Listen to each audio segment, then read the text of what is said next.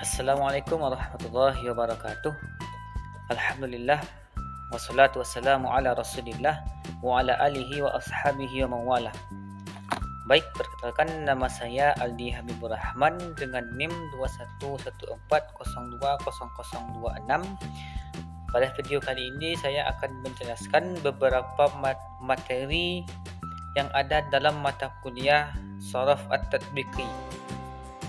Materi yang pertama yaitu tentang fi'il sahih. Apa itu fi'il sahih? Fi'il sahih adalah fi'il yang mana huruf aslinya itu tidak terdapat huruf ilat.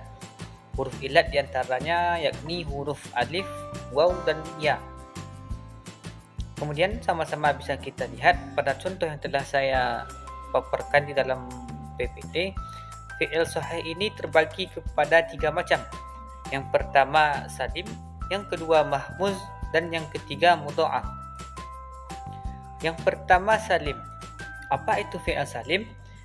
Fi'il salim adalah fi'il yang mana di dalam fi'il tersebut tidak terdapat huruf hamzah maupun tat'if atau huruf yang double.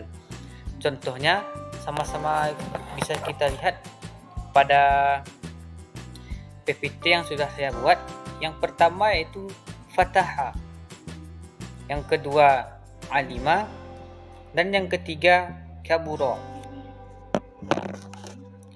Kemudian yang kedua yakni fi'il mahmuz. Fi'il mahmuz adalah fi'il yang mana di dalam huruf fi'il tersebut terdapat huruf hamzah, baik itu di awal, di tengah, maupun di akhir. Fi'il mahmuz ini terbagi kepada 3 bagian. Yang pertama yaitu mahmuz fa. Mahmuz fa adalah fi'il yang mana fa fi'ilnya itu terdapat huruf hamzah. Contohnya akhaza, akala, dan amala. Yang kedua, mahmuz yang kedua yakni mahmuz ain. Mahmuz ain yakni fi'il mahmuz yang mana pada ain fi'ilnya itu terdapat huruf hamzah. Contohnya sama-sama bisa kita lihat di dalam PPT yang telah saya paparkan. Contohnya sa'ala dan ba'isa. Kemudian yang ketiga mahmuz lam. Mahmuz lam yakni fi'il yang mana lam fi'ilnya itu berupa hamzah. Bisa sama-sama kita lihat pada contohnya qara'a. Contoh yang kedua nasya'a, dan contoh yang ketiga bari'a. Kemudian fi'il sahih yang ketiga yaitu mudha'af. Mudha'af adalah fi'il yang mana pada ain dan lam fi'ilnya merupakan huruf yang sama. Bisa sama-sama kita lihat pada contoh yang telah saya paparkan. Madda, yang mana berasal dari kata madada. Kemudian farra, yang berasal dari kata farora, dan addo, yang berasal dari kata adido. Kemudian materi yang kedua yaitu tentang fi'il mu'tal. Apa itu fi'il mu'tal? Fi'il mu'tal adalah fi'il yang mana di dalam huruf aslinya terdapat huruf ilat. Huruf ilat diantaranya huruf alif, huruf waw, dan huruf ya. Kemudian fi'il mu'tal ini terbagi kepada 4 macam. Yang pertama itu mu'tal misal, yang kedua ajwaf, yang ketiga naqis, dan yang keempat lafif.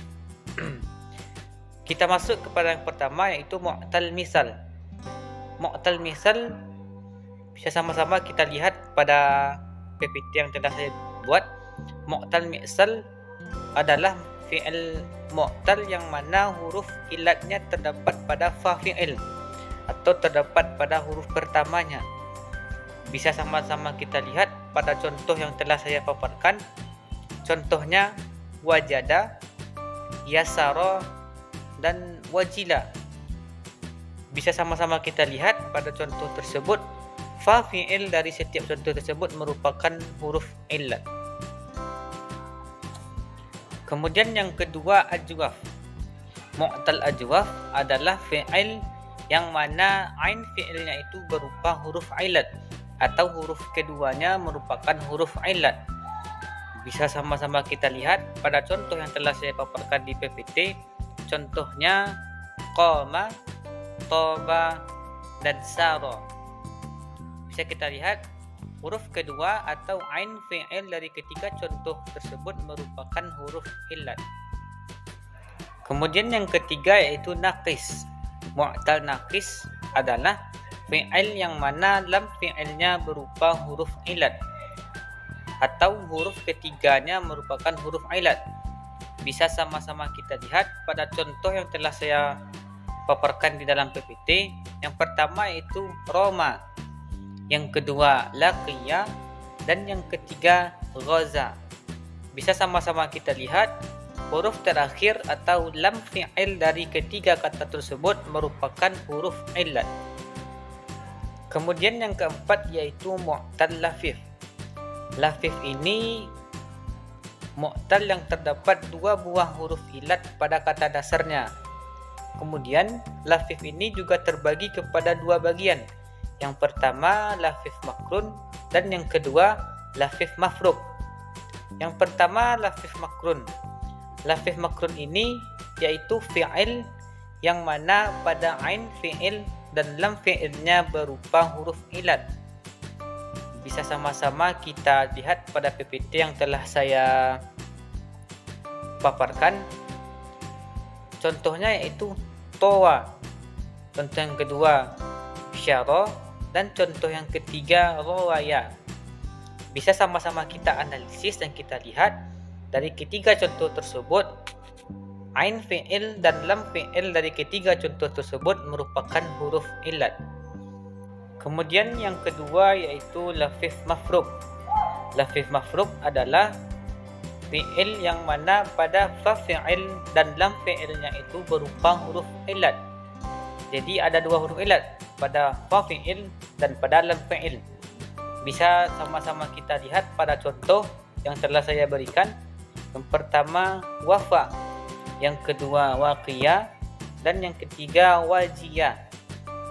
Bisa sama-sama kita analisis dan kita lihat huruf pertama dan huruf terakhir pada contoh tersebut merupakan huruf illat atau fa fi'il, dan lam fi'il dari ketiga contoh tersebut merupakan huruf illat. Kemudian materi yang selanjutnya yaitu tentang isim fa'il dan isim maf'ul. Yang pertama isim fa'il. Apa itu isim fa'il? Isim fa'il adalah kalimat isim yang mana ia menunjukkan pelaku dari suatu perbuatan atau juga biasa kita sebut sebagai pelaku dari suatu pekerjaan. Cara membentuk atau pola wazan dari isim fa'il ini, yang pertama apabila ia fi'il sulasi mujarrad maka menggunakan pola fa'ilun. Menggunakan pola fa'ilun. Contohnya bisa sama-sama kita lihat pada PPT yang telah saya paparkan pada kata hasibu. Pada kata hasibu jika dirubah menjadi isim fa'il menggunakan wazan atau pola fa'ilun menjadi hasibun. Dari hasibu menjadi hasibun. Kemudian cara membentuk atau pola wazan dari isim fa'il yang terdapat pada fi'il sulasi mazid. Caranya yaitu dengan membuang huruf mudhari'ah pada fi'il mudhari', kemudian diganti dengan huruf mim berharkat dhammah, kemudian huruf sebelum akhirnya dikasrohkan. Saya ulangi, caranya yaitu dengan membuang huruf mudhari'ah pada fi'il mudhari', kemudian diganti menggunakan huruf mim yang berharkat dhammah, kemudian huruf sebelum akhirnya berharkat kasrah. Bisa sama-sama kita lihat pada contoh yang telah saya paparkan pada PPT. Contohnya yuflihu dirubah menjadi isim fa'il menjadi muflihu. Kemudian yang selanjutnya yaitu isim maf'ul. Apa itu isim maf'ul? Isim maf'ul adalah kalimat isim yang dikenai oleh pelaku perbuatan atau biasa kita sebut juga sebagai objek lah ya. Objek yang dikenai oleh pelaku perbuatan. Kemudian cara membentuk pola atau wazan dari isim maf'ul ini. Yang pertama pada fi'il sulasi mujarrad itu menggunakan pola atau wazan maf'ulun. Bisa sama-sama kita lihat pada contoh yang telah saya paparkan di dalam PPT. Kata alima jika dirubah menjadi isim maf'ul menggunakan wazan maf'ulun menjadi ma'lumun. Kemudian cara membentuk atau pola dari isim maf'ul ini apabila ia berasal dari fi'il sulasi mazid. Caranya hampir sama seperti isim fa'il tadi, yakni dengan mengganti huruf mudhara'ah pada fi'il mudhari' diganti menjadi huruf mim yang berharakat dhamma, kemudian huruf sebelum akhir itu berharakat fathah, difathahkan. Bisa sama-sama kita lihat pada contoh yang telah saya paparkan di dalam PPT, itu kata yuflihu. Jika kita ubah menjadi isim maf'ul menjadi muflahu. Kemudian materi yang selanjutnya yaitu tentang imalah. Apa itu imalah? Imalah yaitu kita mencondongkan bacaan fathah ke arah kasrah. Mencondongkan bacaan fathah ke arah kasrah. Biasanya dalam Al-Quran itu ada satu lafaz yang terkenal yang dibaca imalah pada lafaz bismillahirrahmanirrahim, yang mana pada asalnya lafaz tersebut dibaca bismillahirrahmanirrahim, tapi di sana berlaku hukum imalah. Jadi huruf ra itu dicondongkan ke arah kasrah, maka dibacalah menjadi re, bismillahirrahmanirrahim.